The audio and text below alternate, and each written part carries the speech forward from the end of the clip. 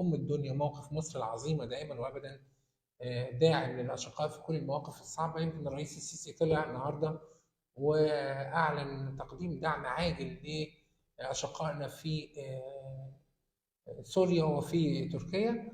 وفي الحقيقة دي طبيعة المصريين وتاريخ المصريين. يمكن موضوع المساعدات والدعم الخاص بالكوارث والأحداث الاستثنائية مش مرتبط بنظام سياسي بقدر ما هو مرتبط بطبيعة وجينات المصريين، اللي دايما مصر تعتبر الشقيقة الكبرى في الحياة اللي هي أشقائها العرب، بجانب مواقف مصر في كل الأحداث الإنسانية يمكن في العالم كله، مش بس في أحداث الزلزال. يمكن في موضوع كورونا شفنا ازاي مصر وقفت جنب لبنان وجنب عدد كبير جدا من الدول العربية في أزمة كورونا.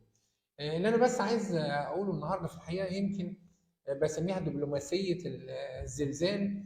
النهارده طبعا بعض الناس يعني يمكن الرئيس السيسي اتصل ببشار الأسد عشان يعزيه وعشان يودي تقديم كل الدعم المصري لأشقائنا في سوريا. البعض كان يعني بيهاجم بشار ويقول ان ده قاتل ويقول مش عارف. في الانسانيه مفيش حاجه اسمها مواقف سياسيه في الحياه. عندما تحدث الكوارث، عندما يتعلق الامر بارواح ناس بتموت، ناس محتاجه بطانيه، محتاجه دواء، محتاجه انقاذ عاجل، تسقط السياسه في مثل هذه الاحداث في الحياه. عشان كده في الحقيقه انا بحيي الرئيس عبد الفتاح السيسي في ان هو كسر كل هذه الحواجز من اجل انقاذ اشقائنا سواء في سوريا او في تركيا.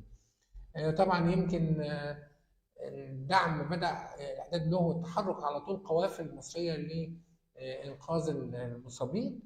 طبعا ماساه كامله الابعاد في الحقيقه.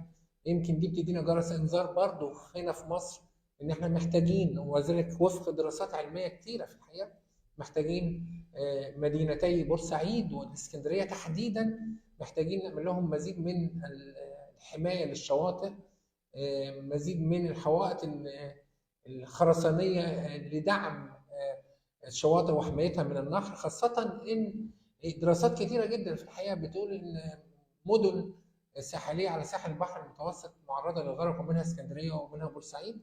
احنا لازم ناخد بالاسباب في الحقيقه. احنا نناشد الحكومه في الحقيقه ان هي تعيد النظر والتدخل بشكل عاجل لحمايه شواطئنا وحمايه هذه المدن لا قدر الله من اي زلازل او تسونامي جاي من البحر المتوسط. موضوع مش سهل على الاطلاق. برضه في الحقيقه يمكن شفنا الزلازل بتحصل في اليابان وبعض الدول المتقدمه ما بيكونش فيها خسائر بهذا العدد الكبير نتيجه ان في معايير خاصه بمكافحه الزلازل موجوده في مثل هذه المنشآت وفي المباني بشكل عام. النهارده في الحقيقه يمكن هذا الزلزال من الدروس المستفاده منه ان احنا محتاجين نعيد النظر في كل المباني الجديده اللي بتنشأ او المنشآت عشان ندعم فكره حمايتها من الزلازل لا قدر الله في المستقبل. طبعا احنا بنتحدث هنا برضو عن اداره الازمه وعن توقعات للمستقبل في الحقيقه، لكن عايز اطمن الناس برضو ان احنا مصر بفضل الله مش على خط الزلازل. خط الزلازل تقع عليه تركيا بشكل اساسي وعدد كبير من الدول، لكن احنا بنقول لابد ان نتعلم من مأساة هذا الزلزال في الحقيقه. بشكر حضراتكم. كنت معكم الصحفي عضو نقابه الصحفيين هاني عبد الرحمن.